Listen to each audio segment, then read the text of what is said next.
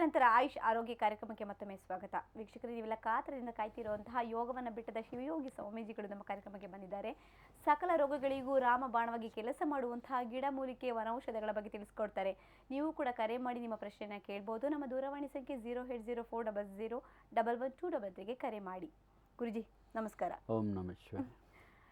ಗುರುಜಿ, ಈ ವನೌಷಧ ಅಂತ ಅಂದರೆ ನೀವು ಪ್ರತಿಯೊಂದು ಎಲ್ಲ ಒಂದು ರೋಗಗಳಿಗೂ ಎಲ್ಲ ಕಾಯಿಲೆಗಳಿಗೂ ಕೂಡ ಈ ಗಿಡಮೂಲಿಕೆಗಳು ಬಹಳಷ್ಟು ಪರಿಣಾಮಕಾರಿಯಾಗಿ ಕೆಲಸ ಮಾಡುತ್ತೆ ಅಂತ ಹೇಳ್ತಾ ಇದ್ದೀರಾ. ಸೊ ಯಾವ ರೀತಿ ಆ ಗಿಡಮೂಲಿಕೆನ ಈಗ ಸೇವನೆ ಮಾಡಬೇಕು ಅಂತ ಅಂದರೆ ಅದಕ್ಕೆ ಯಾವುದಾದ್ರೂ ಇದು ಸೂಕ್ತ ಸಮಯ ಅಂತ ಇದೆಯಾ? ಇಂತಿಷ್ಟೇ ಸಮಯದಲ್ಲಿ ಇಂತಿಷ್ಟೇ ವಯಸ್ಸಿನವರು ಏನಾದರೂ ಸೇವನೆ ಮಾಡಬೇಕಂತ ಏನಾದರೂ ಇದೆಯಾ, ಪರಿಮಿತಿ ಇದೆಯಾ? ಆ ರೀತಿನೇ ಇಲ್ಲ. ಆವಾಗ ಹುಟ್ಟಿದ ಮಗುವಿಂದ ಹಿಡಿದು ಇನ್ನೇನು 1 ಗಂಟೆ ಶರೀರ ಬಿಡ್ತಾನೆ ಅಲ್ಲಿವರೆಗೆ ಎಲ್ಲರಿಗೂ ಹಾಕ್ಬೋದು. ಇನ್ನೊಂದು, ಯಾವುದೇ ಥರದ ಪಾರ್ಶ್ವ ಪರಿಣಾಮಗಳಿಲ್ಲ. ಬೇರೆ ಕೆಮಿಕಲ್ ಔಷಧಿನಲ್ಲಿ ಪಾರ್ಶ್ವ ಪರಿಣಾಮ, ವಿರುದ್ಧ ಪರಿಣಾಮ, ಅದಕ್ಕೆ ಮತ್ತೆ ಎಕ್ಸ್ಪೈರಿ ಡೇಟ್ಗಳು, ಅಯ್ಯೋ ಅದಕ್ಕೆ ವಿಪರೀತ ಪಥ್ಯ, ನಮ್ದೇನಿಲ್ಲ, ಒಳ ಅತಿ ಸರಳವಾದಂಥದ್ದು. ಆಮೇಲೆ ನಮ್ಮ ಹಿಂದಿನ ಕಾಲದವ್ರು ಏನು ಮಾಡಿದ್ರು, ತುಂಬ ಪದ್ಧತಿಗಳನ್ನ ಪದ್ಧತಿಗಳನ್ನು ಮಾಡಿದ್ರು. ಅದನ್ನೆಲ್ಲ ನಾವು ಸರಳೀಕರಣ ಮಾಡಿದ್ದೇವೆ. ಆಮೇಲೆ ಹಿಂದೆ ಈ ಕ್ಯಾಪ್ಸುಲ್ಲು ಟ್ಯಾಬ್ಲೆಟ್ಟು ನಮ್ಮ ಔಷಧಿನಲ್ಲಿ ಬರ್ತಾ ಇರಲಿಲ್ಲ. ಎಲ್ಲನೂ ಕುತ್ಕೊಂಡು ಅರ್ದ್ಬಿಟ್ಟು ಅದು ಮಾಡೋದು, ಚೂರ್ಣ ಮಾಡೋದು, ಇಲ್ಲ ಕಹಿ ಥರ ಕಷಾಯ ಮಾಡೋದು. ಇವಾಗ ರುಚಿ ಮಾಡಿಬಿಟ್ಟಿದ್ದೀವಿ. ಯಾರು ಬೇಕಾದ್ರೂ ತಗೋಬೋದು. ಮಾತ್ರೆಗಳು ಎಲ್ಲ ಮಾಡಿದ್ವಿ. ಇವಾಗ ಹೇಗೆ ಈಗಿನ ಕಾಲದ ಜನತೆಗೆ ಏನು ಬೇಕಲ್ಲ ಅದನ್ನೆಲ್ಲ ಮಾಡಿದ್ವಿ. ಅದರಿಂದ ಅತಿ ಸರಳ ಉಪಯೋಗಿಸೋದು. ಒಂದೇನಂದರೆ ಉಷ್ಣ ಆಗುತ್ತೆ. ಸರಿ. ಇವಾಗ ನಾವು ವೀಕ್ಷಕರಿಗೆ ಇನ್ನೊಂದು ಬಹಳ ಮುಖ್ಯವಾದ್ದು ಹೇಳೋದು ಅಂದರೆ, ಇವತ್ತು ಅರ್ಧ ಗಂಟೆ ತಡ ಆಗಿದ್ದಕ್ಕೆ ಕ್ಷಮೆ ಯಾಚಿಸ್ತೇವೆ. ಎರಡನೇ ವಿಷಯ ಏನಂದರೆ, ಒಂದು ದಿವಸಕ್ಕೆ 200 ದೂರವಾಣಿಗಳು ಬರ್ತಾ ಇದ್ದಾವೆ. ನಾವು ಎಲ್ಲನೂ ನೋಡೋಕ್ಕಾಗ್ತಾ ಇಲ್ಲ. ಅದಕ್ಕೆ ನಾವೇನು ಮಾಡ್ತಾ ಇದ್ದೀವಿ, ಬಂದಿರೋ ಕರೆಗಳಿಗೆ ಎಲ್ಲರಿಗೂ ಒಂದು ದಿವಸಕ್ಕೆ 50 SMS ಕಳಿಸ್ತೀವಿ. ಕೆಲವರಿಗೆ ಒಂದು ವಾರದಿಂದ ಅವರು ಕಾಯ್ತಾ ಇದ್ದಾರೆ. ಅದರಿಂದ ತಾವು ಏನೇ ಮಾತಾಡಬೇಕಾದ್ರೂ ಯಾವತ್ತು ಬರಬೇಕು ಅಂತ ತಿಳ್ಕೊಬೇಕಾದ್ರೆ 8ರಿಂದ 10 ಗಂಟೆ ರಾತ್ರಿ ಮಾತಾಡಿ ಆ 2 ಗಂಟೆಗಳಲ್ಲಿ ಮಾತ್ರ ಅಪಾಯಿಂಟ್ಮೆಂಟ್ ಕೊಡ್ತೀವಿ.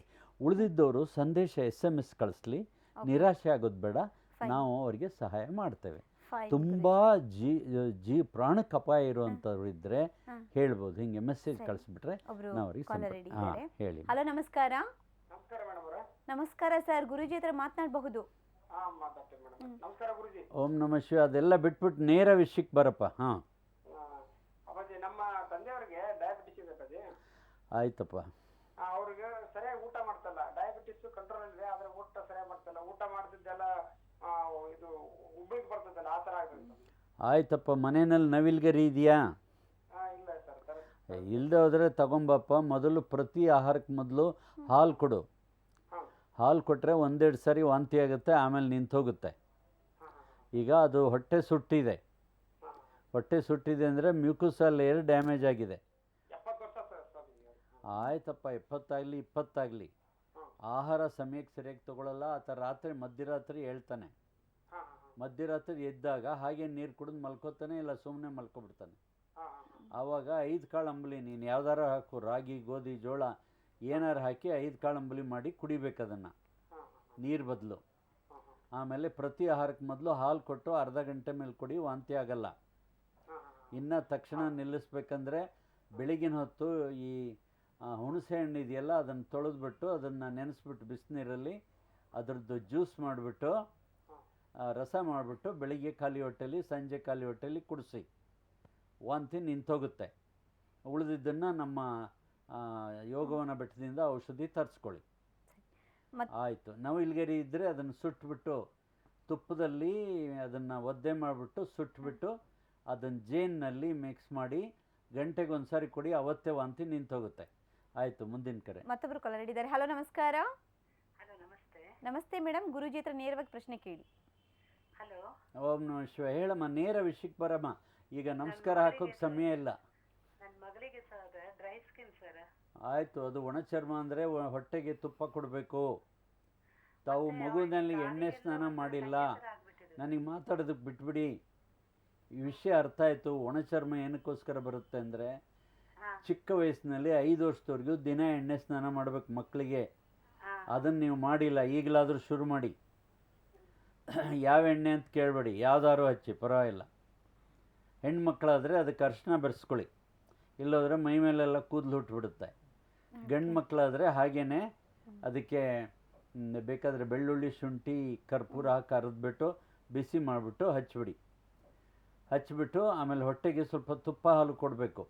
ಮೊದಲು ತುಪ್ಪ ಕೊಟ್ಬಿಟ್ಟು ಮೇಲಿಂದ ಹಾಲು ಕುಡಿಸ್ಬೇಕು. ಅದರಿಂದ ಒಣ ಚರ್ಮಕ್ಕೆ ಸರಿ ಹೋಗುತ್ತೆ. ಆಮೇಲೆ ನಮ್ಮಲ್ಲಿ ರಕ್ತ ಶುದ್ಧಿ ಕಷಾಯ ಚೂರ್ಣ ಅಂತ ಸಿಗುತ್ತೆ, ಅದನ್ನು ತರಿಸ್ಕೊಂಡು ಅದನ್ನು ಕುಡಿಸೋದ್ರಿಂದ ಒಣ ಚರ್ಮ ಗುಣ ಆಗ್ತದೆ. ಮುಂದಿನ ಪ್ರಶ್ನೆ. ಮತ್ತೊಬ್ಬರು ಕಾಲರ್ ಹಿಡಿದ್ದಾರೆ. ಹಲೋ, ನಮಸ್ಕಾರ. ನಮಸ್ಕಾರ ಮೇಡಮ್. ನಮಸ್ತೆ ಮೇಡಮ್, ನೇರವಾಗಿ ಪ್ರಶ್ನೆಯನ್ನ ಕೇಳಬಹುದು ಗುರುಜಿ ಹತ್ರ. Okay madam. ಓಂ ನಮಃ ಶಿವ. ಹೇಳಮ್ಮ, ಬೇಗ ಹೇಳಮ್ಮ. ಗುರುಜಿ, ನಮ್ಗೆ ಹುಣಸ್ಮನಲ್ಲಿಂದ ಸುಶೀಲಮ್ಮ ಅಂತ ಮಾಡ್ತಾ ಇದ್ದೀನಿ. ಫಸ್ಟ್ ಒಂದು ಸಾರಿ ಮಾಡಿದ್ದೆ ಗುರುಜಿ ನಾನು. ಆಯ್ತು ಹೇಳಮ್ಮ, ಈಗ ಹೇಳಮ್ಮ. ಇದು ಕತ್ತು ನರಗಳೆಲ್ಲ ನೋವು ಗುರುಜಿ. ನೋಡಮ್ಮ, ಅದು ನರಶೂಲೆ ಅಂತ. ನರಶೂಲೆ ಮಾತ್ರ ನಮ್ಮ ಹತ್ರ ಯೋಗವನ ಬೆಟ್ಟದಲ್ಲಿ ಸಿಗುತ್ತೆ. ಅದನ್ನು ತರಿಸ್ಕೊಂಡು ತಗೋಬೇಕಮ್ಮ. ನೀನು ಸಮಯಕ್ಕೆ ಸರಿಯಾಗಿ ಆಹಾರ ತಗೊಳ್ತಾ ಇಲ್ಲ. ಬೆಳಿಗ್ಗೆ ಅಂದರೆ ನಿಮ್ಗೆ 12 ಗಂಟೆವರೆಗೂ ಬೆಳಿಗ್ಗೆನೇ, ಮಧ್ಯಾಹ್ನ ಅಂದರೆ 5 ಗಂಟೆವರೆಗೂ ಮಧ್ಯಾಹ್ನನೇ. ಅದನ್ನು ಮೊದಲು ಬಿಡಬೇಕು. ದಿನಕ್ಕೆ 4 ಆಹಾರ ತಗೋಬೇಕು. ಗಂಟೆಗೆ ಒಂದು ಸಾರಿ ನೀರು ಕುಡಿಬೇಕು.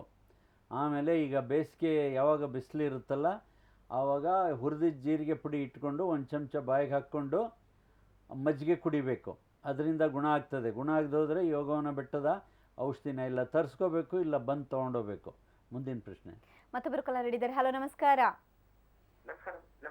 ನಮಸ್ತೆ ಸರ್, ನೇರವಾಗಿ ಗುರುಜಿ ಹತ್ರ ಮಾತನಾಡಿ. ಕೊಟ್ಬಿಟ್ಟಿದ್ದಾರೆ, ಹೇಳ್ಬಿಡಿ ಬೇಗ. ನೇರ ಪ್ರಶ್ನೆ. ಸರ್ ಏನಿಲ್ಲ ಸರ್ ನಮ್ಮ ಮಿಸ್ಸಸ್ಗೆ ಆರೋಗ್ಯದಲ್ಲಿ ಪ್ರಾಬ್ಲಮ್ ಇದೆ ಸರ್.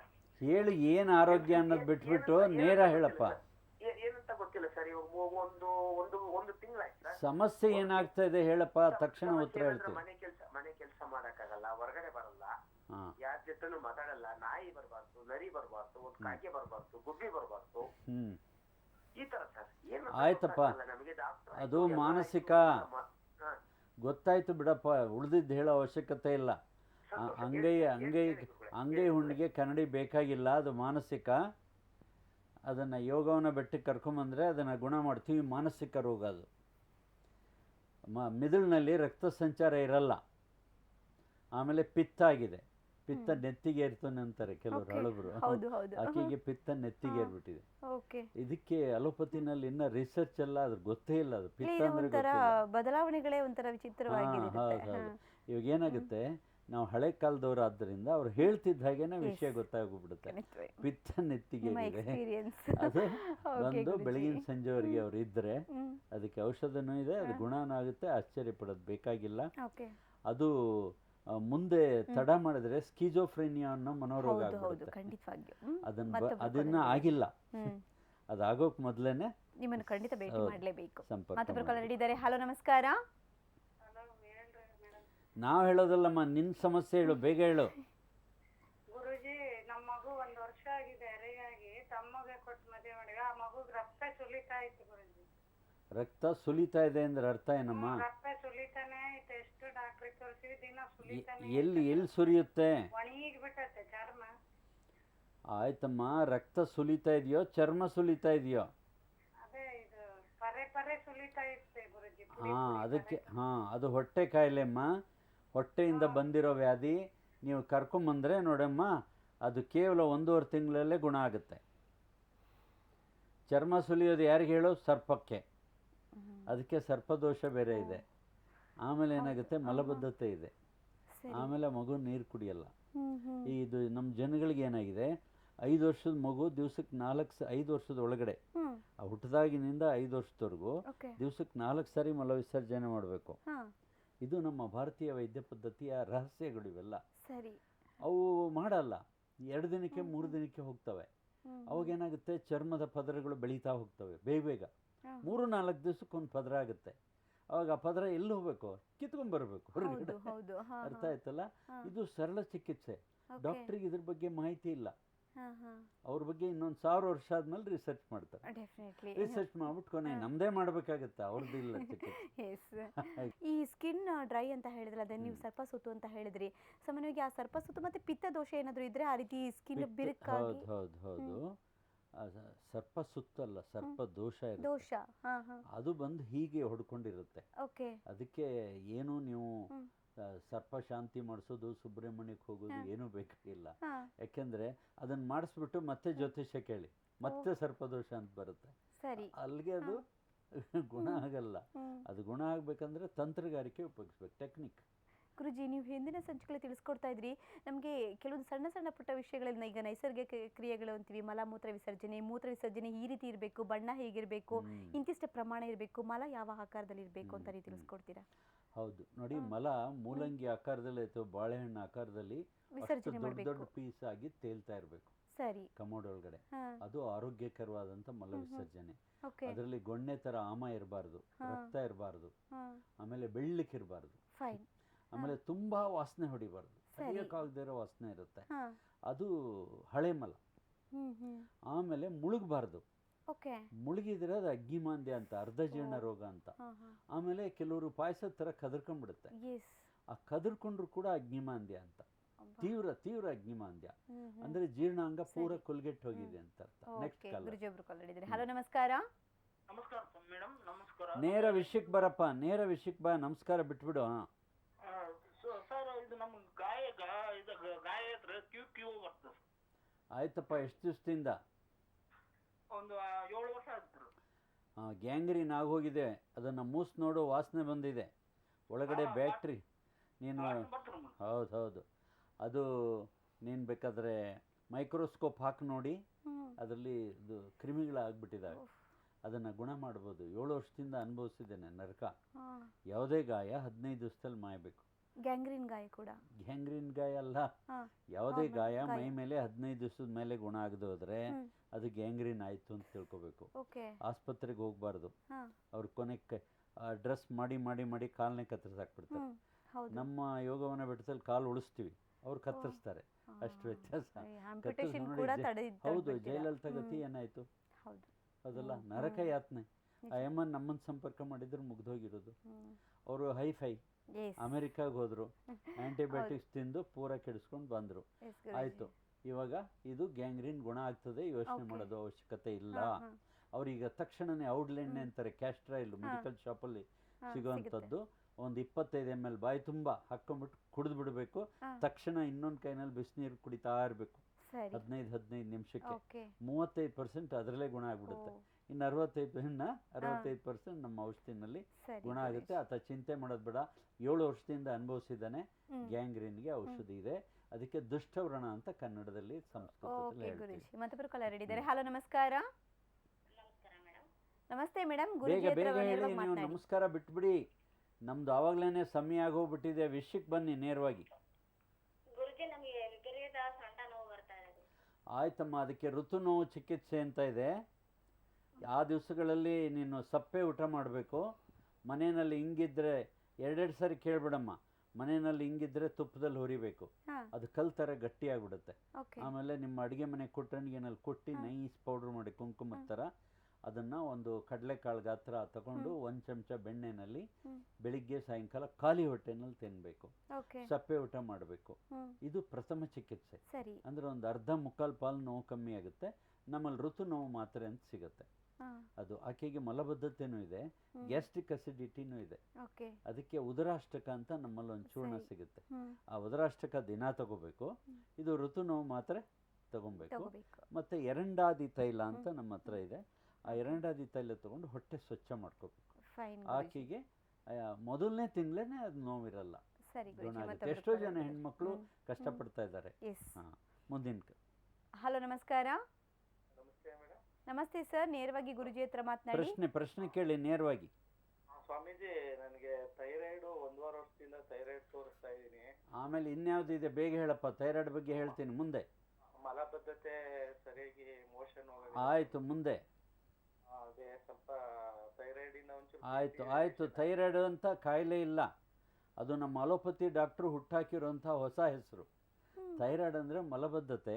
ಹೆಣ್ಮಕ್ಳಿಗೆ ಥೈರಾಯ್ಡ್ ಇದ್ದರೆ ಅವರಿಗೆ ಋತು ಸರಿಯಾಗಿ ಹೋಗ್ತಾ ಇರಲ್ಲ, ಮಲಬದ್ಧತೆ ಇರುತ್ತೆ. ನೀರು ಯಾರು ಕುಡಿಯಲ್ಲ, ಗಂಟೆಗೆ ನೀರು ಬೇಕು. ಆ ನೀರನ್ನು ಕುಡಿಯಲ್ಲ ಜನ. ಮೂತ್ರಕ್ಕೆ ಹೋಗ್ಬೇಕಾಗುತ್ತೆ ಅಂತ. ಬಹುಮೂತ್ರ ಅಂತ ಇನ್ನೊಂದು ಕಾಯಿಲೆ ಇರುತ್ತೆ, ಹ್ಮ್. ಅದಕ್ಕೆ ಔಷಧಿ 10 ದಿವಸ ತಗೊಂಡ್ರೆ ಮುಗ್ದೋಯ್ತು, ಬಹುಮೂತ್ರ ಹೊರಟೋಗುತ್ತೆ. ಅದನ್ನ ಬಿಟ್ಬಿಟ್ಟು ನೀರೇ ಕುಡಿಯೋದು ಬಿಟ್ಬಿಡ್ತಾರೆ. ಆ, ಈಗ ಈತನಿಗೆ ಆ, ವೆರಿಕೋಸು ಆಗಿದೆ, ಓಕೆ. ಆಮೇಲೆ ಥೈರಾಯ್ಡ್ ಬಂದಿದೆ. ಸರಿ. ವೆರಿಕೋಸ್ ಬಂದಿರೋದು ಗೊತ್ತಿಲ್ಲ, ಆ, ಡೀಪ್ ವೇನ್ ಥ್ರೋಂಬೋಸಿಸ್ ಅಂತ ಹ್ಮ್. ಅದು ಮಂಡಿಯಿಂದ ಕೆಳಗಡೆ ನರಗಳು ನೋವಾಗ್ತಾ ಇರುತ್ತೆ, ಅದು ಆತ Okay. ಹೇಳಲಿಲ್ಲ. ಓ, ಇದಕ್ಕೂ ಅದಕ್ಕೂ ಒಂದಕ್ಕೊಂದು ಕಣ್ಣ connection ತಮ್ಮ ಇದೆ. ಇದ್ದಂಗೆ. ಓ, ಸರಿ ಅದರಿಂದ ಗುರೂಜಿ. ಥೈರಾಯ್ಡ್ ಅನ್ನೋದು ವೀಕ್ಷಕರೇ ಕಾಯಿಲೆ ಇಲ್ಲ, ಅದು ಡಾಕ್ಟರ್ ಹುಟ್ಟಾಕಿರೋ ಹೆಸರು. ಥೈರಾಯ್ಡ್ಗೆ 5 ಕಾರಣ.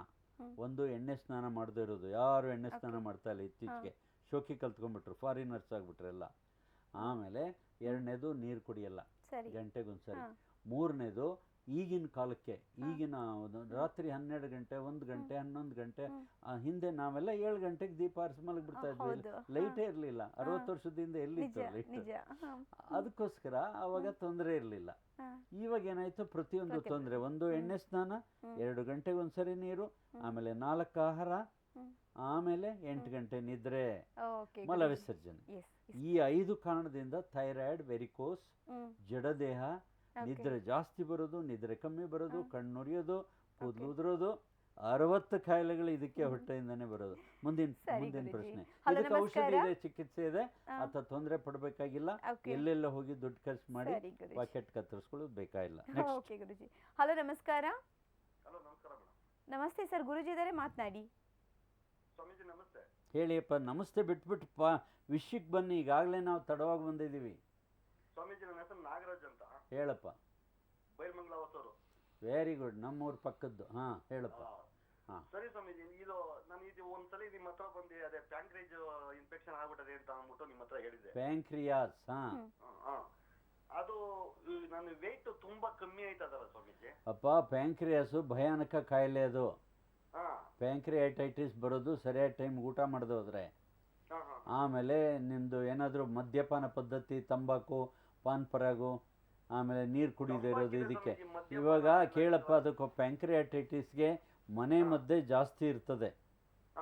ಆದ್ರೂ ಕೇಳಪ್ಪ, ಇಲ್ಲಿ ಎಲ್ಲ ಇಲ್ಲೇನೆ ನಮ್ಮ ಬೆಟ್ಟದ ಹಿಂದ್ಗಡೆನೆ ನೀನಿರೋದು. ನೇರವಾಗಿ ಬಂದು ವಿಷಯಗಳು ತೊಗೊಂಡೋಗ್ಬಿಡು. ಸಮಯ ಪಾಪ ಬೇರೆ ಊರಿನವರಿಗೆ ಅವಕಾಶ ಕೊಡು, ಅದು ನೀನೇ ನಿಯಂತ್ರಣ ಮಾಡ್ಕೋಬೋದು. ಎಲ್ಲ ಹೇಳ್ಕೊಡ್ತೀವಿ, ಅರ್ಥ ಆಯ್ತಲ್ಲ? ನಮ್ಮ ಔಷಧಿನೇ ಬೇಡ, ಹಾಗೆ ಗುಣ ಮಾಡ್ಕೋಬೋದು. ಮುಂದಿನ ಪ್ರಶ್ನೆ. ಮತ್ತೊಬ್ರು ಕಾಲರ್ ಇದ್ದಾರೆ. ಹಲೋ, ನಮಸ್ಕಾರ. ನಮಸ್ತೆ. ಗುರೂಜಿ ಇದ್ದಾರೆ, ಮಾತನಾಡ್ಬೋದು. ಆಯ್ತಮ್ಮ, ನಮಸ್ಕಾರ ಬಿಟ್ಬಿಟ್ಟು ನೇರವಾಗಿ ಪ್ರಶ್ನೆಗೆ ಬರಮ್ಮ. ನೀನು ನಿಧಾನವಾಗಿ ನಮಸ್ಕಾರ ಹಾಕು. ಆಯಿತು, ಮಧುಮೇಹ ಅಂತ ಹೇಳಮ್ಮ. ಮುಂದಕ್ಕೆ ಕೇಳಮ್ಮ.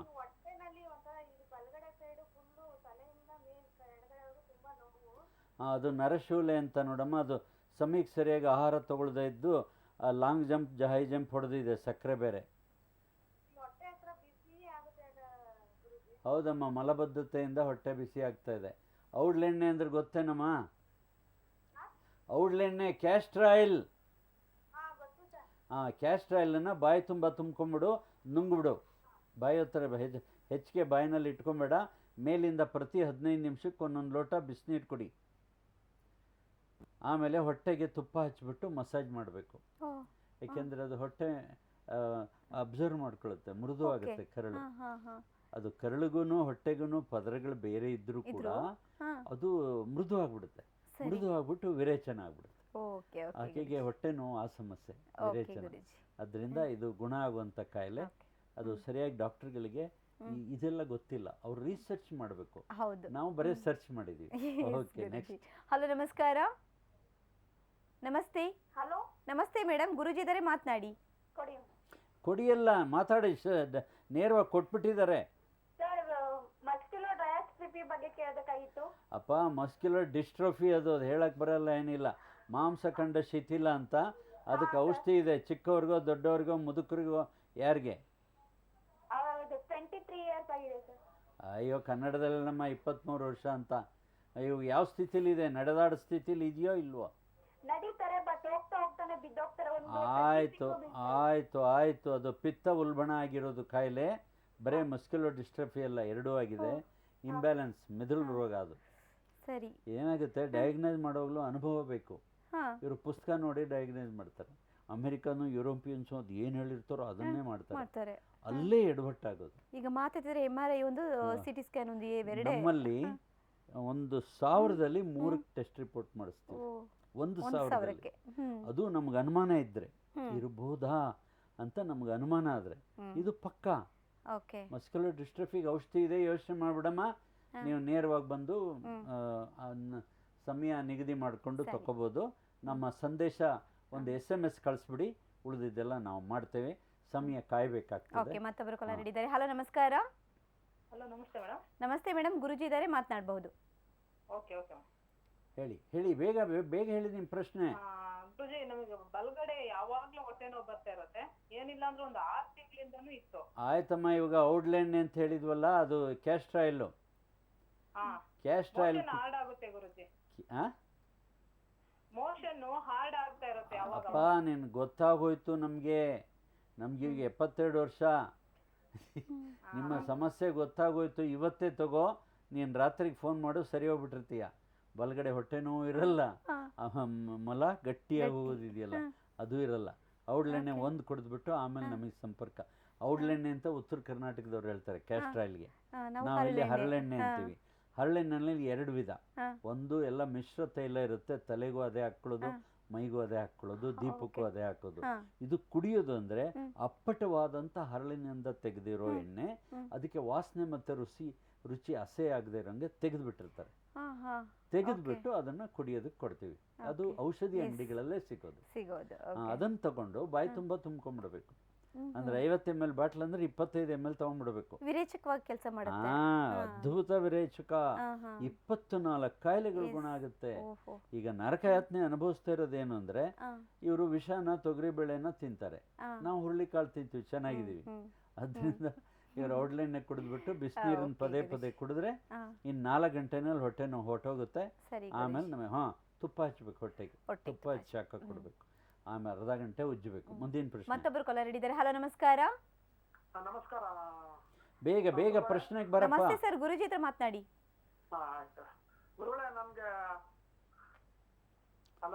ಹೇಳಪ್ಪ, ನಾವು ಕೇಳಿಸ್ಕೊತಾ ಇದೀವಿ, ಬೇಗ ಹೇಳು. ಹೌದು ಗುರುಳೆ, ನಮ್ಗೆ 61 ವರ್ಷ. ನಮ್ಗೆ ಯಾವಾಗಲೂ ಕಿವಿ ನಮ್ಗೆ ಗುಯ್ ಅಂತ ಇರುತ್ತೆ, ಮುಚ್ಕೊಂಡ್ರು ಗುಯ್ ಅಂತ ಇರುತ್ತೆ. ಅಪ್ಪ, ಇದು ಕರ್ಣಬಾಹಿರ ಅಂತ ಕಾಯಿಲೆ ಹೆಸರು. ಅದು ಮಲಬದ್ಧತೆಗೋಸ್ಕರ ಬರೋದು. ಅಲ್ಲಿ ರಕ್ತ ಸಂಚಾರ ಇಲ್ಲ. ಈ ಕಣ್ಣಿಗೆ ಹೇಗೆ ಆಪ್ಟಿಕ್ ನರ್ವ್ ಅಂತ ಇರುತ್ತೆ, ಕಿವಿಗೆ ಹಾಗೂ ನರ, ರಕ್ತ ಸಂಚಾರದ ನರ, ಅದರಲ್ಲಿ ಬ್ಲಾಕೇಜ್ ಇರುತ್ತೆ. ಅಲ್ಲಿ ಯಾವಾಗ ರಕ್ತ ಸಂಚಾರ ಆಗಲ್ಲ, ಕಿವಿ ಶಬ್ದ ಗುಯ್ಯೋ ಅಂತ ಬರುತ್ತೆ. ಚಿತ್ರ ವಿಚಿತ್ರವಾದ ಶಬ್ದ. ಗಂಟೆ ಹೊಡೆಯೋದಿರ್ಬೋದು, ತಮಟೆ ಹೊಡೆಯೋದಿರ್ಬೋದು, ಯಾವ್ದು ಬರುತ್ತೋ ಅದು ಹುಡ್ತಾ ಇರ್ತದೆ. ಆಮೇಲೆ ಇನ್ನೊಂದು ಏನು ಅಂದ್ರೆ ಕಿವಿನಲ್ಲಿ ಸೋರೋದು. ಇದೆಲ್ಲದಕ್ಕೂ ಔಷಧಿ ಇದೆ, ಆತ ಚಿಂತೆ ಮಾಡೋದು ಬೇಡ. ಅದು ಅನುಭವಿ ವೈದ್ಯರು ಬೇರೆ, ಪುಸ್ತಕ ಓದಿರೋ ವೈದ್ಯರು ಬೇರೆ. ಪುಸ್ತಕ ಓದಿರೋರಿಗೆ ಅನುಭವ ಇರಲ್ಲ. ಅನುಭವಿಗಳಿಗೆ ಪುಸ್ತಕ ಓದೋದು ಅವಶ್ಯಕತೆ ಇಲ್ಲ. ನಮಗೆ ರೋಗಿಗಳೇ ಪುಸ್ತಕ. ಆಮೇಲೆ ನಾವೇನ್ ಮಾಡ್ತೀವಿ, ರೋಗಿಗಳು ಹೇಳೋದನ್ನ ಚೆನ್ನಾಗಿ ಕೇಳ್ಕೊತೀವಿ. ವೈದ್ಯರು ಕೇಳಲ್ಲ, ಅವ್ರಿಗೆ ಪುಸ್ತಕದ್ದೇ ಶ್ರೇಷ್ಠ. ದೇಶ ಸುತ್ತಿ ಕೋಶ ಓದು ಅಂತಾರೆ. ಕೋಶ ಓದೋದು ಬೇಡ, ದೇಶ ಸುತ್ತಿದ್ರೆ ಸಾಕು ಅನ್ಬವ. ಸರಿ ಗುರುಜಿ, ಒಬ್ರು ಕಾಲರ್ ಇದ್ದಾರೆ. ಹಲೋ ನಮಸ್ಕಾರ. ಹಲೋ ನಮಸ್ಕಾರ. ನಮಸ್ತೆ ಸರ್, ಗುರುಜಿ ಹತ್ರ ಮಾತನಾಡಿ. ಗುರುವೇ ಹೇಳಪ್ಪ, ಬೇಗ ಹೇಳು. ನಮಗೆ ರಕ್ತ ಮೂಲವೇದಿದೆ ಗುರುವೇ, ಏನ್ ಮಾಡುದು? ಆಯ್ತಪ್ಪ, 72 ಗಂಟೆನಲ್ಲಿ ಇದು ನಿಯಂತ್ರಣ ಆಗುತ್ತೆ. ನಿನಗೆ ಮಲಬದ್ಧತೆಯಿಂದ ಅದು ಬಂದಿರೋದು. ನೀನು ಆ ತಂಬಾಕು, ಪಾನ್ ಪರಾಗು, ಬೀಡಿ, ಸಿಗರೇಟು, ಕಾಫಿ, ಟೀ ಇವೆಲ್ಲ ಬಿಡಬೇಕಾಗ್ತದೆ. ಆಮೇಲೆ ನಿನ್ನ ಗಟ್ಟಿ ಆಹಾರ ಜೀರ್ಣ ಆಗಲ್ಲ, ಜೀರ್ಣಾಂಗ ಕೆಡಿಸ್ಕೊಂಡ್ಬಿಟ್ಟಿದೀಯ. ಆಮೇಲೆ ನೋಡು, ನಿನ್ನ ಮಲ ನೀರಲ್ಲಿ ಮುಳುಗ್ತಾ ಇದೆ ಅಥವಾ ಕದರ್ಕೊಳ್ತಾ ಇದೆ. ಆಮೇಲೆ ನೀನು ಸರಿಯಾದ ಟೈಮಿಗೆ ಆಹಾರ ತಗೊಳ್ತಾ ಇಲ್ಲ. ದಿನಕ್ಕೆ 4 ಆಹಾರ ತೊಗೊಬೇಕು, ಗಂಟೆಗೊಂದು ನೀರು ಕುಡಿಬೇಕು, ವಾರಕ್ಕೊಂದ್ಸರಿ ಅದು ನಮ್ಮ ಕ್ಯಾಸ್ಟರ್ ಆಯಿಲ್ ಕುಡಿಬೇಕು. ಪಪ್ಪಾಯಿ ತಿನ್ಬೇಕು. ಪಪ್ಪಾಯಿ ಪೈಲ್ಸ್ಗೆ ಅದ್ಭುತವಾದಂಥ ಔಷಧಿ. ಬ್ಲೀಡಿಂಗ್ ಪೈಲ್ಸು ಏನಾದರೂ ಅಲಕ್ಷ್ಯ ಮಾಡಿದ್ರೆ ಕರಳು ಕ್ಯಾನ್ಸರ್ ಆಗೋದು ಅದರಿಂದಾನೆ. ಪಪ್ಪಾಯಿ ಹೆದರ್ಕೊಳ್ತಾರೆ, ಉಷ್ಣ ಅಂತ. ಇಲ್ಲ, ತಪ್ಪು ತಿಳುವಳಿಕೆ.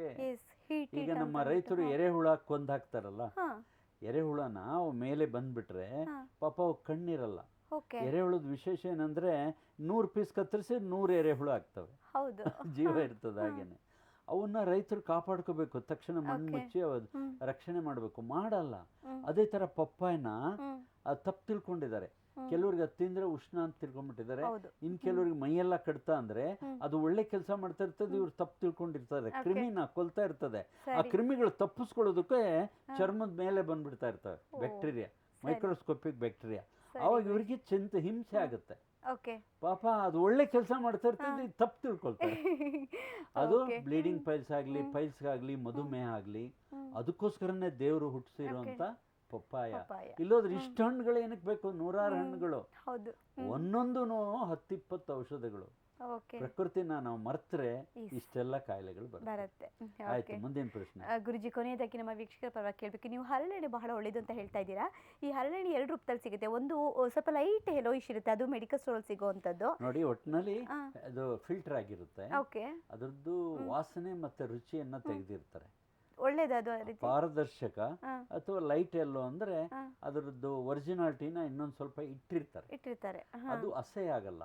ಅಸಹ್ಯ ಆಗೋರು ಏನ್ ಮಾಡ್ಬೇಕು, ಮೊದಲು ಕಲ್ಸಕ್ಕರೆ ಪುಡಿ ಬಾಯಿಗೆ ಹಾಕೊಬೇಕು. ಅದು ಆ ಬಾಯಿನಲ್ಲಿ ಇದ್ದಾಗೇನೆ ಮೇಲಿಂದ ಕೊಡಬೇಕು. ಅದೊಂಥರ ಸಿಹಿ ಟಾನಿಕ್ ತರ ಆಗ್ಬಿಡುತ್ತೆ. ಅದನ್ನ ಕುಡಿದ್ಬಿಟ್ಟು ಏನ್ ಮಾಡ್ತಾರೆ, ಕೆಲವ್ರು ಕುಡಿತಾರೆ, ನೀರು ಕುಡಿಯಲ್ಲ. ಆಮೇಲೆ ಇನ್ ಕೆಲವ್ರಿಗೆ ಕಿಡ್ನಿ ಸಮಸ್ಯೆ ಇರುತ್ತೆ, ಡಾಕ್ಟರ್ ನೀರು ಕುಡಿಬೇಡ ಅಂತ ಹೇಳ್ಬಿಟ್ಟಿರ್ತಾರೆ. ಆವಾಗ ಅವ್ರು ಏನ್ ಮಾಡ್ಬೇಕು, 100 ml ಬಿಸಿನೀರು ಕುಡಿದ್ಬಿಡ್ಬೇಕು. 1 ಲೀಟರ್ ಫಿಕ್ಸ್ ಮಾಡಿರ್ತಾರೆ, 1.5 ಲೀಟರ್ ಫಿಕ್ಸ್ ಮಾಡಿರ್ತಾರೆ. 100 ml ಕುಡ್ಕೊಂಡು ಹೋದ್ರೆ ಆಮೇಲೆ ಹೊಟ್ಟೆಗೆ ತುಪ್ಪ ಹಚ್ಚಿ ಉಜ್ಜಬೇಕು. ಆಮೇಲೆ ಮಲದ್ವಾರ ಬಿಗಿ ಇರ್ತದೆ. ಈ ಅನುಸೇರಿಯ ಆರ್ಟಿಕೇರಿಯಾ ಅಂತ ಹೇಳ್ತಾರಲ್ಲ, ಗುದದ್ವಾರ, ಮಲದ್ವಾರ, ಅದು ಬಿಗಿ ಇರುತ್ತೆ, ಎಲಾಸ್ಟಿಸಿಟಿ ಇಲ್ಲಿರ್ತದೆ. ಆ ಎಲಾಸ್ಟಿಸಿಟಿ ಏನಾಗುತ್ತೆ, ಬಿಗಿಯಾಗ್ಬಿಟ್ಟಿರುತ್ತೆ. ಅವಾಗ ಏನ್ ಮಾಡ್ಬೇಕು, ಅದೇ ಹರಳೆಣ್ಣೆನ ಹತ್ತಿನಲ್ಲಿ ಅದ್ಬಿಟ್ಟು ಒಂದು ನಿಮ್ಮ ಉಂಗುರದ ಬೆರಳಲ್ಲಿ ಹಾಕಿ ಒಳಗಡೆ ತಳ್ಳಿಬಿಡ್ಬೇಕು. ಪೂರ 3 ಇಂಚ್ ಒಳಗಡೆ. ಅದು ನೋವಾಗ್ಲಿ ಉರಿ ಆಗ್ಲಿ ತಳ್ಳಿಬಿಡ್ಬೇಕು. ಅದೇನಾಗುತ್ತೆ, ಅದು ಮೃದು ಆಗುತ್ತೆ, ಕೆಲವೇ ಗಂಟೆನಲ್ಲಿ ಹೊರಗಡೆ ಬಂದ್ಬಿಡುತ್ತೆ. ಸರಿ ಗುರುಜಿ, ಈ ವಾರ ನಿಜವಾಗ್ಲೂ ನಮ್ಮ ವೀಕ್ಷಕರು ತುಂಬಾ ಮಿಸ್ ಮಾಡ್ಕೊಂಡಿರ್ತಾರೆ ನಿಮ್ಮ ಕಾಲ್ಸ್ನೆಲ್ಲ. ಸೊ ಹಾಗಾಗಿ ಮುಂದಿನ ವಾರ ಮತ್ತಷ್ಟು ವಿಷಯಗಳನ್ನ ನೀವು ಖಂಡಿತ ತಿಳಿಸ್ಕೊಡ್ಲೇಬೇಕಾಗತ್ತೆ. ಈ ಕಾರ್ಯಕ್ರಮದಲ್ಲಿ ಭಾಗವಹಿಸಿದ್ದಕ್ಕೆ ಧನ್ಯವಾದಗಳು ಗುರುಜಿ. ಆಯ್ತು, ನಮ್ದು ಅವ್ರದ್ದು ಕೆಲವು ಕಷ್ಟಗಳನ್ನ ಹೇಳ್ಬೇಕು. 1-2 ನಿಮಿಷ ಸಮಯ ಇದ್ರೆ ನಾವು ಅದು ಮಾತಾಡ್ತೀವಿ. ಒಂದು, ಅವರು ಬಹಳ ಜನ ನಮ್ಗೆ ದೂರವಾಣಿ ಕರೆ 200 ಬರ್ತವೆ. ಸರಿ, ನಾವು 50ಕ್ಕೆ ಮಾತ್ರ SMS ಕಳಿಸೋದಕ್ಕೆ ಸಾಧ್ಯ. ಜೊತೆಗೆ ನಾವು ಒಬ್ಬಂಟಿಗ ಕೆಲವು ಸಹಾಯಕರಿದ್ದಾರೆ, ಅವರಿಗೆ ಬೇಕಾಬಿಟ್ಟಿ ಜವಾಬ್ದಾರಿ ಇಲ್ಲ. ಜೊತೆಗೆ ಡಾಕ್ಟರ್ಸ್ ನಮ್ಮ ಹತ್ರ ನಿಲ್ಲಲ್ಲ, ಯಾಕೆಂದ್ರೆ ನಮ್ದು ಅವ್ರದ್ದು ಇದ್ದದ್ದೇನು ಆಚಾರಗಳು ವಿಚಾರಣೆಗಳು ವಿರುದ್ಧ. ನಾವು 54 ಪ್ರಶ್ನೆ ಕೇಳ್ತೀವಿ, ಅವ್ರು 5-6 ಪ್ರಶ್ನೆ ಕೇಳ್ತಾರೆ. ಪೂರಾ ಕೇಳ್ದೇನೆ, ಟೆಸ್ಟ್ ಡೋಸ್ ಹಾಕ್ದೇನೆ ನಾವು ಅವ್ರಿಗೆ ಔಷಧಿ ಕೊಡಲ್ಲ. ಯಾಕೆಂದ್ರೆ ಏನಾದ್ರು ಅವ್ರಿಗೆ ತೊಂದರೆ ಆದ್ರೆ ನಮ್ಗೆ ಅದು ಅರ್ಥ ಆಗ್ಬೇಕು. ಹೌದು, ಅದಕ್ಕೋಸ್ಕರ ತಾಳ್ಮೆ ಬೇಕು. ಯಾರಿಗೆ ಹಿಂಸೆ ಇರ್ತದೆ, ಈ ಉದಾಹರಣೆಗೆ ಹಾರ್ಟ್ ಪಲ್ಪಿಟೇಷನ್ ಬಹಳ ಅಪಾಯಕಾರಿ, ಆಮೇಲೆ ಹೃದಯ ಕಾಯಿಲೆ, ಆಮೇಲೆ ಈ ತರದ್ದು ಹುಣ್ಣುಗಳು 72 ಗಂಟೆನಲ್ಲೇ ಉರಿ ಹಿಂಸೆ ಕಮ್ಮಿ ಮಾಡಬಹುದು.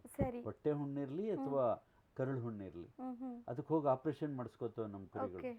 ಆದ್ರಿಂದ ಅದು ಯಾವುದೇ ಆಪರೇಷನ್ ಮಾಡಿಸೋದಕ್ಕೆ ಮೊದಲು ನಮ್ಮಂತ ವೈದ್ಯರು ಕೆಲವು ಬೆರಳಲ್ಲಿ ಎಣಿಸೋಷ್ಟು ಜನ ಇದ್ದಾರೆ, ಅವ್ರು ನೀವು ಗುರ್ತಿಟ್ಕೋಬೇಕು. ಗುರ್ತಿಟ್ಕೊಂಡು ಎಲ್ಲ ವಿಷಯ ತಿಳ್ಕೊಬೇಕು. ತಾಳ್ಮೆ ಬೇಕು. ಯೋಗವನ ಬೆಟ್ಟಕ್ಕೆ ಬಂದ್ರೆ 8 ಗಂಟೆ ಅಲ್ಲಿ ಇರಬೇಕಾಗುತ್ತೆ. ಬೆಳಗ್ಗೆ ಬಂದವ್ರನ್ನ ಸಂಜೆನೆ ಕಳಿಸೋದು. ಎಲ್ಲ ಟೆಸ್ಟ್ಗಳು ಹಾಕಿ ಅವ್ರಿಗೆ ಮನವರಿಕೆ ಮಾಡಿ, ಕಾಯಿಲೆಗೆ ಮೂಲ ಕಾರಣ ಏನು, ಯಾತಕ್ಕೆ ಬಂತು, ಅದು ಮುಂದೆ ಬರದೇ ಇರೋ ಹಾಗೆ ಏನು ಮಾಡ್ಕೋಬೇಕು, ಅದೆಲ್ಲ ನೋಡಿ ಮಾಡಿ ಅವನಿಗೆ ಅನುಭವ ಆದ್ಮೇಲೆ ಔಷಧಿ ಕೊಟ್ಟು. ಎಷ್ಟೋ ಜನ ಒಂದೇ ಕೋರ್ಸ್ ಗುಣ ಮಾಡ್ತಾರೆ. ಆಯ್ತು, ಸಂತೋಷ. ಎಲ್ಲರಿಗೂ ಶುಭವಾಗ್ಲಿ, ಆರೋಗ್ಯ ಲಭಿಸ್ಲಿ ಅಂತ. ವಾಪಸ್ ಬನ್ನಿ ತಾವು. ಏನ ಮಾಡಿದ್ರೆ ಎಲ್ಲ ಇಂಗ್ಲಿಷ್ನವ್ರು ಆಗ್ಬಿಟ್ಟಿದ್ದೀರಾ. ಅವರು ಯುರೋಪಿಯನ್ಸ್ಗೆ ಇರೋಷ್ಟು ಕಾಯಿಲೆ ಇಂಡಿಯನ್ಸ್ಗಿಲ್ಲ. ವಿಪರೀತ ಕಾಯಿಲೆಗಳು ನಮ್ಮ ಹತ್ರ ಬರ್ತಾರಲ್ಲ, ಸಣ್ಣ ರೋಗಗಳು ಇರ್ತದೆ, ಅವರು ಆ ಡಾಕ್ಟರ್ಗಳು ಕಂಡು ಹಿಡಿದಿರಲ್ಲ. ನಮ್ಮ ಇಂಟರ್ನೆಟ್ ನೋಡ್ಕೊಂಡು yogavanhealth.com ಅಂದ್ರು ನಮ್ದೆ, .in ಅಂದ್ರು, .org.in ಅಂದ್ರು ಇದೆ. ಆಮೇಲೆ ಯೋಗವನ ಹೆಲ್ತ್ ಫೇಸ್ಬುಕ್ ಇದೆ, ಯೂಟ್ಯೂಬ್ ಇದೆ. ಅವರೇ ನಮ್ಮ ರೋಗಿಗಳೇ ಫೀಡ್ ಮಾಡಿರೋದು.